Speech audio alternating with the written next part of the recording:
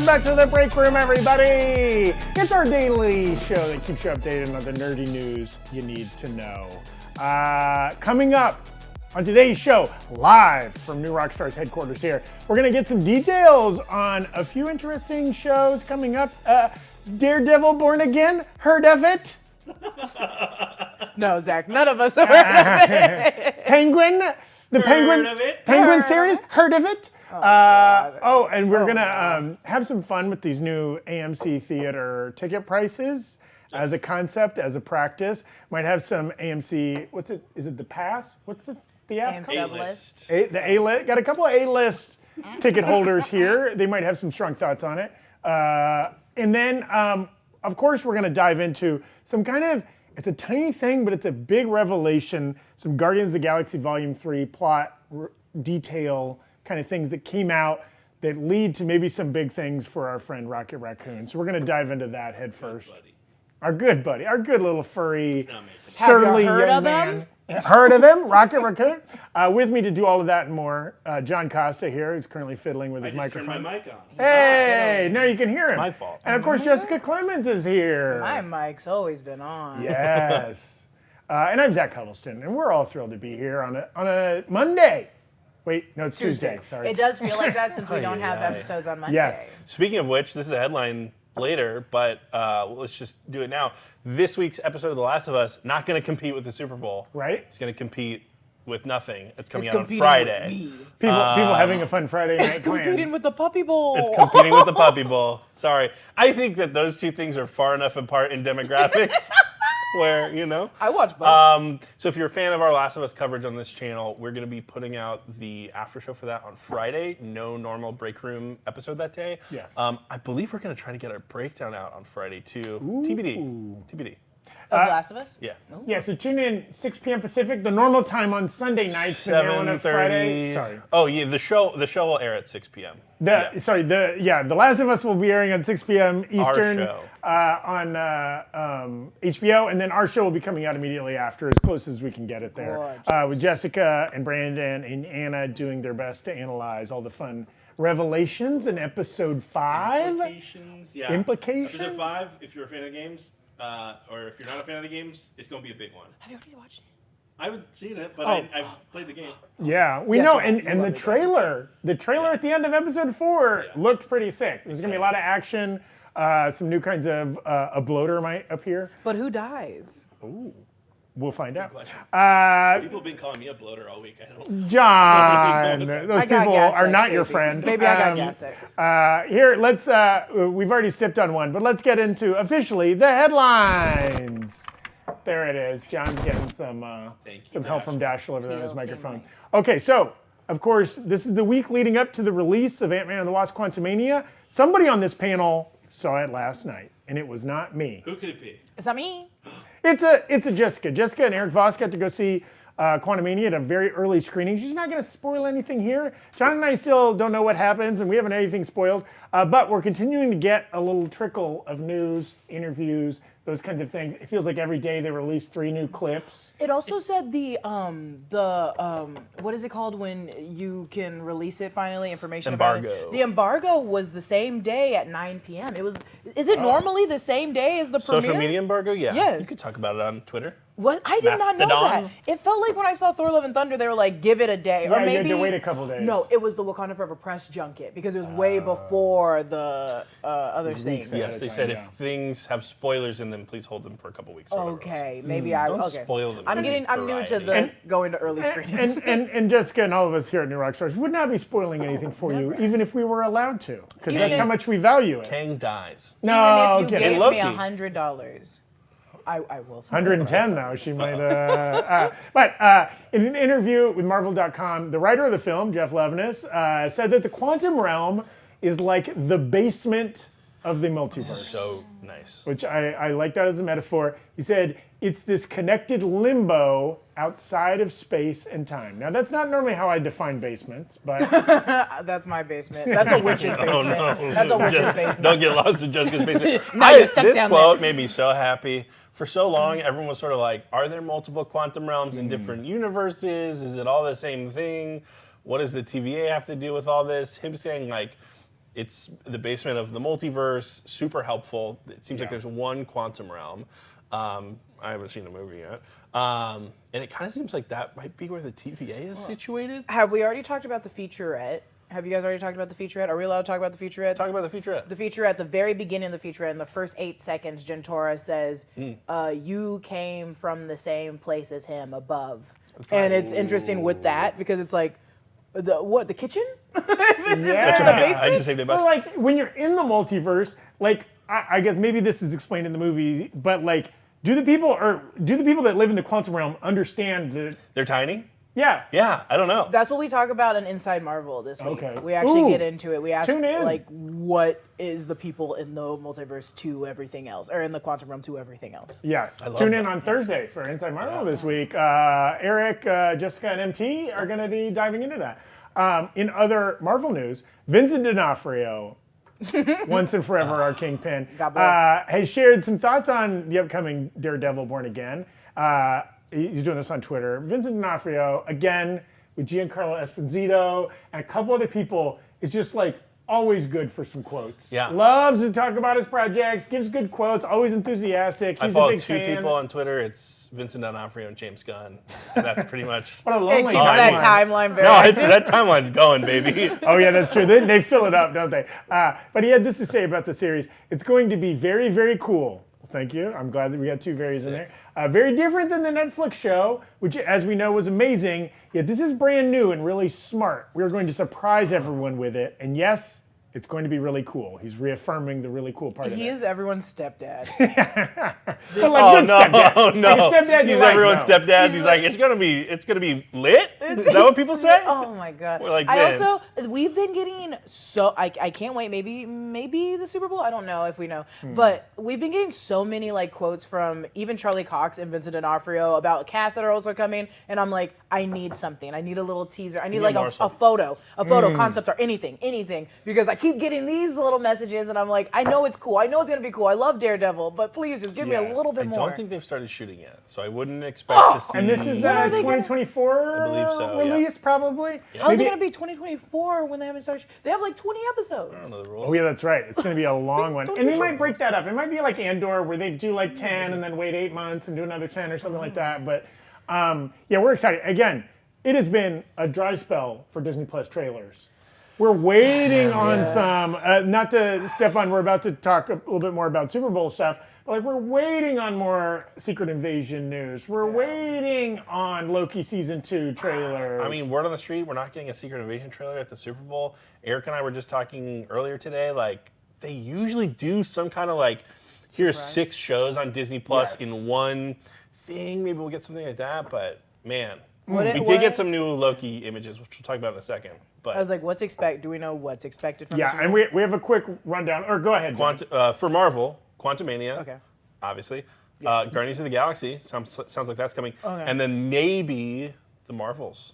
Oh, I Which hope. I would be very excited I about. hope. Apparently the footage that they showed at Comic-Con was like some of people's favorite footage. Also, that's pretty unprecedented in recent history for Marvel to not only release, because like Quantumania still hasn't come out. Right. So not even talking about the next movie, Guardians. They're talking about 2 movies from now. Right. Oh my god, I hope. They never do that. I hope it's the Marvels. It is. They've been doing this cadence of like a 6-month thing. So we're right in that period of time, 6 months out from the Marvels. But you're right. They did kind of put this Ant-Man movie in a weird spot where the Super Bowl is a week before this movie comes out. They've already done so much marketing for it. So maybe they're ready to move on to the next thing. Again, with no sign of any Disney Plus Marvel shows coming, we still don't have a release date for Secret Invasion. So it's almost certainly not February. Like, we're fingers crossed. Maybe we start getting it in March, April. I've heard May. May. I've heard May. Feed Which would be us. awful. Feed us, Disney Considering Plus. Loki is supposed to come out this summer too, does that mean that's not coming out until August? Isn't there what Marvel one's coming out May 5th? Okay, well we can keep going. Oh, sorry. that's Guardians is the beginning Guardians. of May. Oh, okay. Yeah. So we get 2. Okay, interesting. Yeah. Okay. But okay. So speaking of which, though, we did get some new shots from Loki and a new ad from Disney Plus and Hulu. Actually, Eric Voss is breaking down those shots. There's one of this them. image. That was in the D23 trailer that they showed. I love that my headcanon for this is that like Loki shows up at the TVA, everything's been reset, and he has to like now run around and explain to people that the timekeepers aren't real and all this is bullshit. In the first episode, he's just kind of like running around the TVA being like, look, it's fake. Do you think to do that, he just pulls out his phone and shows them all the episodes of season 1? You're right. He sits him down in front of a couch. It's like, there's a guy eating an apple, okay? But that guy is not the same. Yeah, and there were some other images shared as well. Again, Eric Voss will be doing a breakdown. Oh, that's a blurry image of, he's like swinging like a dagger or some kind of staff or something like that. Yeah, again, Eric will find 1,000 details in that, enough to fill 9 minutes of video. I'm excited to watch that. Should be out on the channel shortly if it's not already. And then in other news, in the director's commentary for Wakanda Forever, which again, the digital release of that, it's out on Disney Plus as of the first of this month. It's out on Disney Plus. You can buy it on like Amazon or Apple or whatever it is. 4K and all that kind of stuff. And the Blu-ray is maybe that comes out next week. Tuesday. Next Tuesday. Or something like that. So there's a lot of kind of content around those releases coming out, including director Ryan Coogler revealed that a shot of Chadwick Boseman at the end of the movie was cut from the first Black Panther movie. Yeah, you know, there's that montage at the end of the movie. This one in particular, I guess Coogler said it was like one of his favorite shots from that first Black Panther movie, and they couldn't find a place for it. In the movie, in the first one, it's just him walking in. You never see the front of him. He just walks in and it cuts to the goats in the field. So I don't know why they didn't put that, because it's like you show his back, you can just show his front. They're focusing on the goats. And also, to be fair, it's like right after Killmonger dies. Yeah, you don't want to like a smiley king. Like, yeah, totally. Yeah. My cousin's dead. It's I cool. mean, my friend always had a joke about like deleted scenes on DVDs or whatever that like, it's kind of like the chef coming out of the kitchen at a restaurant being like, here's the spaghetti, here's the spaghetti with meatballs, and here's all the ingredients that didn't make sense in it. It's like, yeah, you don't want those. Like, you got to go with whatever you have. But it is, hey, we'll take any extra footage we can get. Speaking of things that are coming out on the channel soon. Yes. Jessica's re-breakdown. We found a bunch of new Easter eggs. She found a bunch of new Easter eggs. I think it's this week. Do we know when that's coming out? This week, sometime this week. I thought it was today, but I think today my menu breakdown came out. It's so all-encompassing and all-inclusive. We're giving it to the editors for a little extra time. They need it. It's a lot of stuff that I feel so bad that they had to. What's your guesstimate on how long that video is going to be? It shouldn't be too long. I did this thing where I say 250 words per minute, allegedly, from what Riley said, so I divided it, and it's around like 18, 20 minutes. 250 words a minute. I wish I could type that fast. 0.75 speed, and it'll feel like a regular video. That's right. Ooh, very excited for that video. Speaking of future Marvel properties, director Matt Shakman, who helmed a lot of WandaVision, shared that, and he's going to be directing the Fantastic Four film. He shared that it's going to start filming in early 2024. They better hurry up.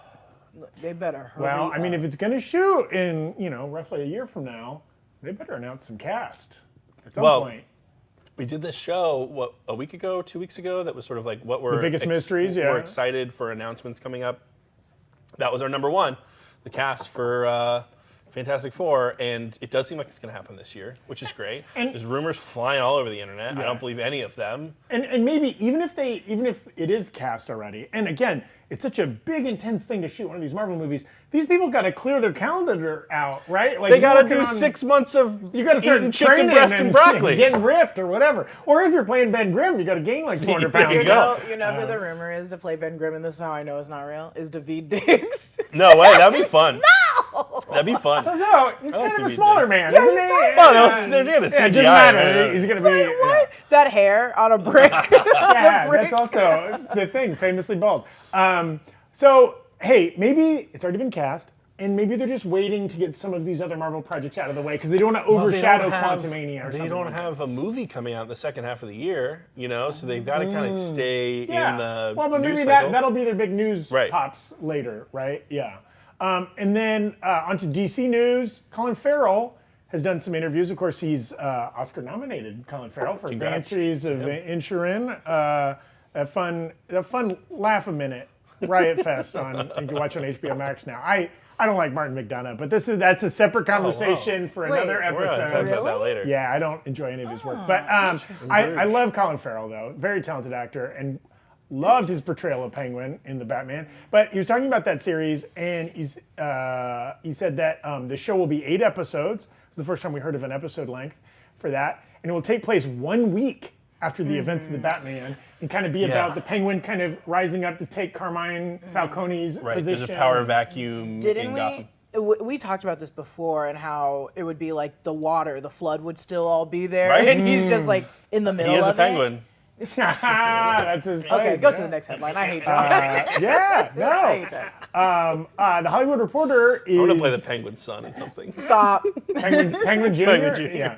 Peng John. Sorry, keep Peng going. John. Hollywood Reporter is saying James Gunn will likely direct Superman Legacy. Yeah. Now as part of his announcement, he mentioned he had been writing it. Yeah. Right? He'd been writing it. There were some directors that were talked about last week during the announcements that were not attached to projects. I think I can't remember who they are now. Obviously, James Mangold is doing Swamp Thing, but there were a couple other people. And so people were saying maybe he won't do Superman. Maybe he's going to focus on, seeing this slate through, and then once it's in motion, he'll pick up a movie. But it sounds like he's going to write it. He is writing it. Sounds like he's going to direct it too. Yeah. Which is interesting, right? Do I we think know? I've been seeing a lot of people online saying, I don't want to see a James Gunn Superman movie. And I think directors, especially as talented as James Gunn, are good enough to be doing things that are not necessarily. It's not going to be another Guardians of the Galaxy movie. He can be flexible. I think that's what they're nervous about is the Guardians, the Peacemaker, and I was like, I think he's also really good at writing comedy words, the voice of reason for a crazier world outside. So I think Superman will be the straight man while everyone else is crazy around him. Yeah. And I think James Gunn is really good at doing grounded characters, and I think this is the most grounded character you need to do. I mean, honestly, he gives. I personally feel the most empathy I felt toward any character in the previous 10 years of DC were some of those characters in the Suicide Squad. Yep. And I feel similarly about, we're having a discussion about Rocket in a minute. He's a fucking raccoon, and we care really deeply about this character who's just a raccoon. Technically not a tree. raccoon. Technically not a raccoon. You're right. Well, we'll find Squirrel out. raccoon. And I do think he doesn't get enough credit for the moments where we cry in those movies. Absolutely. And just because those are often attached to a little furry creature or a sentient tree doesn't mean that he couldn't get that same kind of pathos out of Kal-El Which has been missing, honestly, for me truly. in this Cavill version of Superman. It's been missing a little bit of, ironically, humanity. Well, and it's always a challenge with Superman. He's a literal Superman. Right. He's greater than us. So how to make that character sympathetic, I think, is a really fun challenge for James Gunn, right? If he makes me cry over Superman, then I'd be like, wow. He's gonna. He's got There'll me. be some tears. I gotta give him my While money. we're talking DC, I just want to draw attention to Jessica's mug here. This is a brand new product available at Nerd Riot .shop, our merch store, I love this mug based so on much. one of our all-time great thumbnails that became a meme. Does he know? With kind of a Paul Dano. I love it. I love what is this kind of art? It's perfect. I can't It's forget kind of the name of it. impressionistic. I don't know, John. How would we define that? And then, Copyright skirting. avoidance. Yeah, that's right. Yeah. And then I'm kind of the other great meme from our thumbnails. What was he cooking? With kind of an impressionistic Thanos there over his pot. One of the other great meme thumbnails from New Rockstars in the last couple It is years. crazy that a thumbnail that I made in Photoshop 3 years ago is now on a mug. Didn't Brandon come up with this one? I think this might have been Or is before Brandon Brandon's come up time. with this one? Or maybe as a mug. Brandon But, did a lot of those big question these two memes, especially the Does He Know, kind of grew way beyond New Rockstars. Like the WWE was tweeting Does He Know, right? These things go way beyond just the fans of our channel. And so we thought it'd be really fun just to kind of commemorate that by making some special limited edition mugs with the memes on it. John, of course, has our previous cool mug, the Mandatory Fun mug.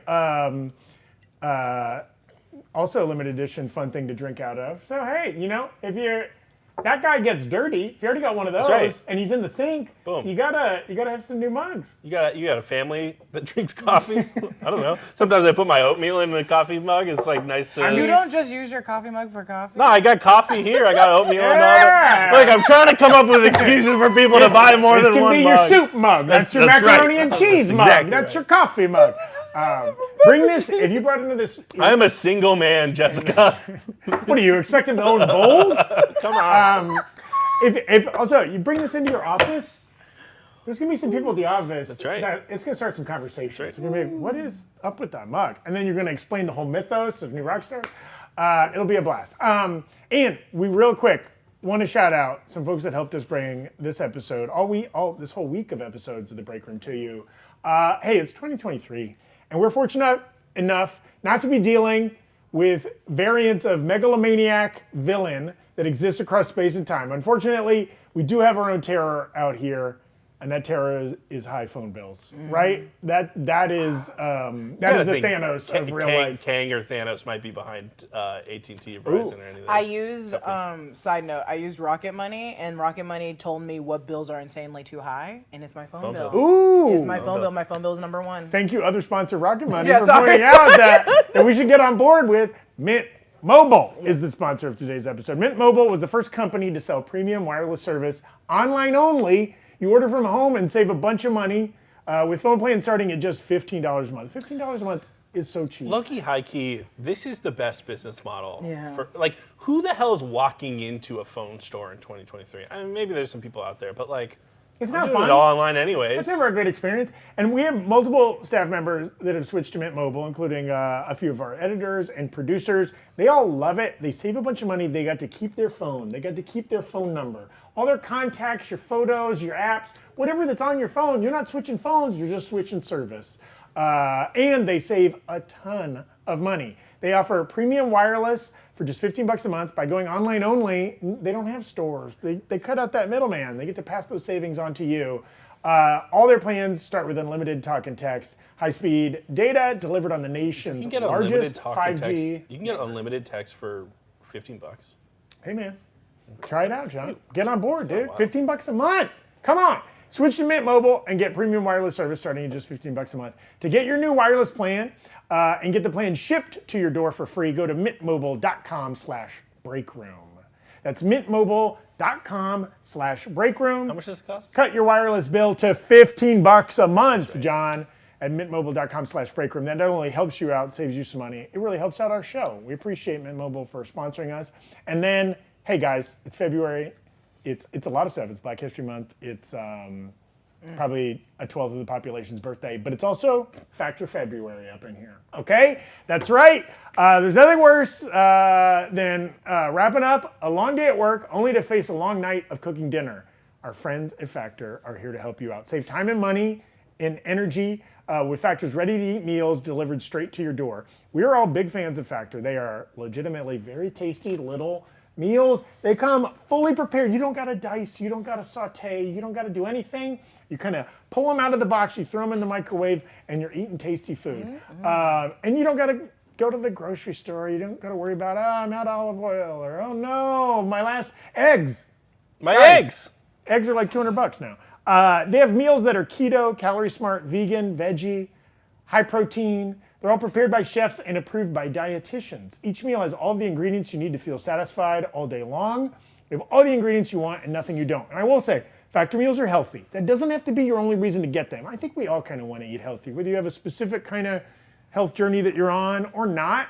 You know what I mean? It's just you can rest easy that this is not like a gross kind of sodium-filled, bad, ready-to-eat meal. Yeah. It's one that's good for you, whether you're busy or you're trying to eat good, whatever. It doesn't matter. What's that one with the penguin on the front?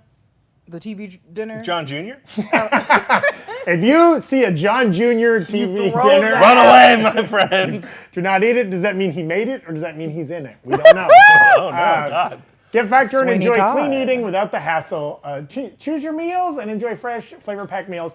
Head to factormeals.com/breakroom50, 50, and use code breakroom50 to get 50% off your first box. That's code breakroom50, 50, at factormeals.com/breakroom50 to get 50% off your first box. Again, that helps us out, and it really helps you out. We appreciate you, Factor. I was trying to pull up an email I got this morning. My first Factor box got delivered to my house today. Ooh, Yeah. and I think a couple of us are getting those deliveries, and so tomorrow maybe we can even report back on how tasty those bad boys were. I forgot my lunch at home today. Really, I'm starving currently. I ate some Funyuns, and that's about it. Oh, no, John. With Factor, stuff like that, I'll usually just bring 5 of them in on a Monday so that I never forget my lunch. It's or great. for people that eat like me and you don't eat at all because you just forget to eat, you just throw that in the meal. You have to. It's bad to skip meals. That's right. I'm so bad about it. When I get hangry, guys, I mean, I'm normally just a charming blast. But when I'm hangry, they can attest, I'm no fun. Zach came into the office on a weekend to eat a meal that he had left. I left something in the fridge and it was tasty, so I came back in on a Saturday. That is the definition of Zach as a person. Very excited to try out Factor the rest this week. Hey, back to some headlines. 9 minutes of gameplay footage from Jedi Survivor has been released. This is the much anticipated sequel to Jedi Fallen Order, thank you. And that got delayed about a month. I think it's coming out in April now. It was originally going to be coming out in March. So we're really excited to watch this footage. And then again, when the game comes out, we'll probably have some content about it on the channel. Tommy plays the game. I think Brandon also plays Fallen Order. I didn't play that game. I haven't played it yet. I own it. Haven't played it. Love that for you. Everyone says Cal Kestis is like their favorite Jedi ever. Mm-hmm. People are dying for him to get into live action somehow. Yeah. And then, as John might have mentioned this, right? Big weekend stuff happening this weekend, right? The Last of Us will be coming out on Friday. Our content around it will also be coming out on Friday. That also means, and that is because the Super Bowl is on Sunday. Now, we're getting these trailers coming out in the Super Bowl. We know at least a handful of the confirmed ones. Maybe there'll be some surprises. 12 hot trailers. And you mentioned the Marvel ones. Yeah. There's also The Flash. There's also Fast 10. Transformers, Rise of the Beast. Transformers, Dial of Destiny, Indiana Jones. Maybe a couple others. Little Mermaid, yes. So there's a lot to talk about. So we are going to try to go live after the Super Bowl here at the Breakroom Sunday evening to react to all of these fun trailers. Yeah. So tune in, watch the big game, go over to your friend's house, eat a lot of delicious dips, whatever, and then click over and watch us react to some of these trailers. When you're spending 45 minutes in the bathroom after eating all that crappy food, just pull up the Breakroom. We might even react to the 12th Breaking Bad trailer. Breaking Bad has been in the Super Bowl commercials for almost 19 years. Bless them. They need to stop. Stop them. They're selling their tequila or whatever. Yeah. Hey, he said this is the last time he's ever going to portray Walter White in this commercial. That's a fucking He's a liar. I know. If they throw the bag at you, you got to put on the ball cap. And then lastly, this is a really fun, a weird, a strange headline. I wouldn't call this fun at all. Okay, not fun. It's just weird and strange. I'm mad. AMC, the biggest theater chain in North America, has announced that they will be changing their seat pricing, creating 3 different pricing options based on where the seat is in the theater. You got standard sight line, seats that are the most common in auditoriums and are available for the traditional cost of a ticket. You got value sight line, seats in the front row of the auditorium, as well as selected ADA seats in each auditorium. That's like disabilities access. They're making them pay more? No, they're making them cheaper. Okay, good. And they're lower priced than standard sightline. And then preferred sightline, seats in the middle of the auditorium that are priced at a premium to standard sightline seats. Okay, now, AMC Stubs A-list members will be able to reserve seats in the preferred sightline section and no additional cost. That benefits you guys. Okay, that's what they're trying to do. They're trying to get everyone to get AMC stub list because also the tickets already are $16.99 a ticket. I went and saw a movie at 7 p.m. a normal time with Tommy. I paid for his ticket, $16.99. He paid me back. You paid for his ticket? No, I just paid for it because I had stop. No, Tommy's fine. I'm paying with Junior. No, I just covered it because I had the app. But it was like our tickets for AMC list is $25 a month, 3 movies a week. Yeah, no, Look, it's the value of AMC A-List is we don't need to talk about it, right? It is a great value. If you have an AMC nearby and you go to movies more than like 2 times a month, it's totally worth it. But charging more money for seats in the middle of a theater is so gross. The only thing I will say, I don't hate this idea, only because, let's say you're a little strapped for cash. Even if it's a not sold out movie, you could save money by sitting in the front row. Also, if you're the kind of person that doesn't care where you sit, you could save money by sitting in the very beginning or the very front, the very back. But if you're a person that values the experience, I will say I sometimes pay more to go to a theater where they don't play as many commercials, where it is a little bit better sound or a little bit. We all pay more for IMAX when we go to IMAX. So why There's a value add there. Why wouldn't right? you pay more if you knew you could get one of the best seats in the theater? How are they gonna do this when Regal's going down? You know, we don't have a choice anymore. It just feels consumer unfriendly, right? I see where your AMC marketing. And do you feel the same way about airline tickets? Do you feel like you shouldn't pay more for an exit row or for a little bit more leg room? I do feel that way. Okay. Yeah, I only feel that way as a fat look person. at right. You got Beyonce's tickets for her tour are out now, and the tickets for those Beyonce Inner Circle are like $1,000 over. Like that's wild to me. And I mean, there's people that will pay that. The difference between a floor seat at a Beyonce concert and a nosebleeds at a Beyonce concert is way bigger than the difference between the middle seat. We don't know. What if it's a buck? What if it's a dollar difference? Right? We don't know the exact tiers. I like this is a healthy conversation though about it. I am for it. Not for the rise of the price, but I'm for the conversation of marketing. Yes, and hey, as we're just in general fans of going to the theater. Yeah. All movie theaters still struggling, right? They've had a rough couple years. I would also make the argument, even if this isn't the best thing for fans, if this somehow helps theaters stay open. We should just make our own theater. Only time me and JB are we're gonna open our own theater on Hollywood Boulevard. Anyways, the only way I will be happy with this is if I'm buying a Marvel ticket at midnight or 6 a.m. or whatever on the day the tickets come out, and it's the opposite of what it is now, which is like all of the good seats are taken and all of the shitty seats are still there. If it helps me get a better ticket, I'm all for it, but I don't expect that to be the case, right? Yeah. I just expect to be paying more money for the thing that I already have. Well, okay. Yeah, and I think we might revisit this because I think this is a really interesting conversation, as Jessica pointed out. And maybe we want to get Tommy and Brandon and some other folks to come on the show, get their opinions. Now, okay, forget those guys. No. Brandon's in the other room. We can grab him. Don't threaten me with a good time. Hey, let's get into this Guardians of the Galaxy stuff. Let's talk about it. So Marvel just put out a new synopsis for this film. We're expecting a trailer on Sunday. Very excited. And the synopsis makes me very sad. Here it is in full. In Marvel Studios' Guardians of the Galaxy Volume 3, our beloved band of misfits are settling into life on Nowhere, but it isn't long before their lives are upended by the echoes of Rocket's turbulent past. We sort of know that, it seems like Adam Warlock is going to kind of come and attack Nowhere, probably sent by the High Evolutionary. Peter Quill, still reeling from the loss of Gamora, must rally his team around him on a dangerous mission to, and this is the kind of the big quote, to save Rocket's life. A mission that, if not completed successfully, could quite possibly lead to the end of the Guardians as we know them. So here's the thing. That kind of leads us down a couple of paths. To save Rocket's life, I think a lot of people watched that trailer and were sort of like, oh, Rocket's going to die. But it didn't seem like that was going to be the plot of the movie, right? It seemed like that might have been a consequence of the plot of the movie. We speculated multiple characters might die. Drax is definitely not going to make it out of the movie. Yeah, for sure. But this line of to save Rocket's life gives us more of an insight into what they're going to be doing during the course of this movie.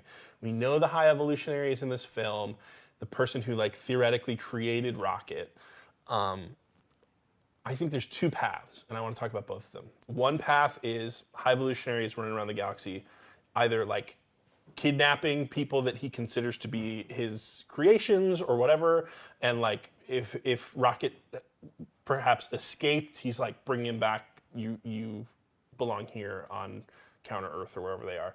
Or this other problem of we saw in the first Guardians of the Galaxy movie, Rocket's back, and it was kind of gnarly. It had all these little metal cybernetic studs implants, poking out, right? Yeah. We also see a shot in the trailer where there's more of his implants kind of poking through. It looks like he's deteriorating a little bit. You could argue maybe that's just because he's gotten roughed up a little bit, but we haven't seen that happen in previous movies. So I think the second possibility is something about these implants is killing Rocket, right? He has a short shelf life. He was experimented on. The experiments are failing. They only had a certain, amount of technology breaks down over time, right? And like, what if this story is going to be Rocket needing to find the High Evolutionary in order to like fix himself, and there's going to be this weird kind of like, you know, battle between Rocket wanting to find the High Evolutionary to fix himself and the High Evolutionary coming after the Guardians and coming after Rocket to kind of like clean up his mistakes or whatever it is. And I kind of want to go back. So your first thing, so like you're saying kind of the two potentials there that got to save Rocket's life. Either because save him from the High Evolutionary killing him, or save him by getting to the High Evolutionary to get a cure or some kind of aid, like a fun, we haven't really seen a Marvel movie where the heroes need to go find the villain in order to save the world, right? We got that a little bit in Endgame where they need to go find Thanos and they chop his head off and they think that, you know, that didn't really do anything. A red herring, But I like this idea of like the main character, or one of the main characters of the movie, needing to actively seek out a villain and the like weird situation that puts everyone else in. Yeah. I think that would also play in line, like, we know Adam Warlock and the High Evolutionary are going to be some kind of antagonists in this movie. We don't know that they're aligned. They could be separate, right? Adam Warlock could just be coming from Aisha and all the gold people, right? And like it's a totally separate issue dealing with the High Evolutionary, right? And we suspect the High Evolutionary, right, is going to have a longer life in the MCU than, we suspect that Adam Warlock is going to have a longer life in the MCU than the High Evolutionary, potentially being on the side of the Guardians or on the side of the Avengers in the future, maybe. So like, you know, does Adam Warlock become an ally by the end of this film? You know, if Rocket is a creation of the High Evolutionary, which we highly suspect, if Adam Warlock is a creation of the High Evolutionary, which we're starting to suspect, like, does that put them on the same side against this common enemy? And that's how you can kind of get them to work together. Interesting. Yeah. I don't know. Huh. I like, and then I want to revisit your second thing. They have to chase down the they have to chase him down for a cure, something like that. Right. Shades of Mighty Thor, Jane Foster, suffering from cancer, a little bit, like a little bit of race against the clock kind of a thing that is kind of heavy and relatable, but James Gunn has said this is kind of a tearjerker movie, right? And then I think, you know, that puts Rocket in this really interesting position as a character of like, can I save myself and not potentially harm my friends, right? If he needs to get to the High Evolutionary in order to save himself, what does that mean for the rest of the Guardians of the Galaxy? They have to come against this huge foe. And is he going to have to make this choice of like, you know, maybe I don't live through this movie in order to keep my friends safe? You could certainly see a scenario. He's trying to sacrifice himself to save them. They're trying to sacrifice themselves to save him. Yeah. I don't know, Jess, of those two options, right? The kidnapping versus this maybe like they have to go get something from the High Evolutionary. Do you fall on one side or the other? I'm listening because I'm not trying to spoil anything. Oh, we might get some of these characters showing up in Ant-Man and the Wasp: Quantumania. I never said that. Okay, probably not.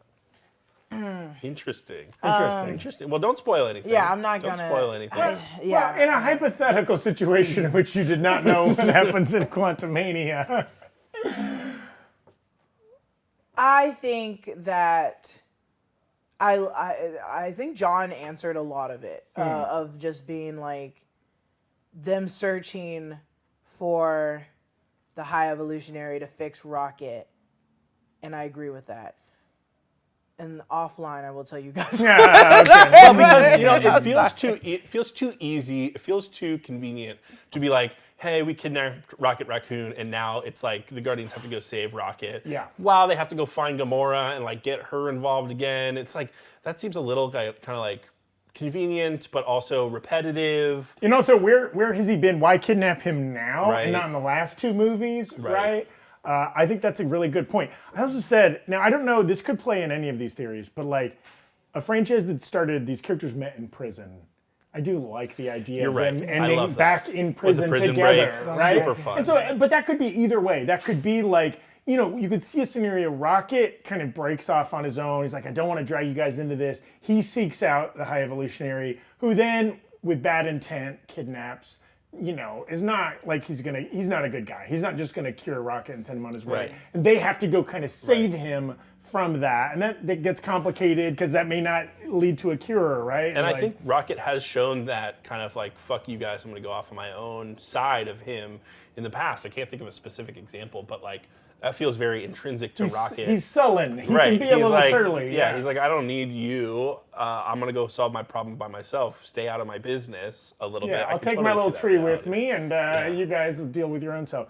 Yeah, I like both of these. And honestly, you could see the like dramatic potential. Both of these could be really powerful storytelling things, right? Like, this whole like, the one of the overarching themes of the Guardians movies is this family is how you find yourself, the groups that you find yourself in. It's not necessarily who you were born into. In fact, often the people you're born to are not very nice to you or whatever, right? It's your replacing your eyes with cybernetic, or are weird planet gods that only want to harvest you or whatever, right? And it's your found family that's like, your deepest connection. And so like this idea of like, maybe one of those people is sick and like doesn't want to drag the family down, but the family's like, no, like we want to be there for you in your hard times or whatever.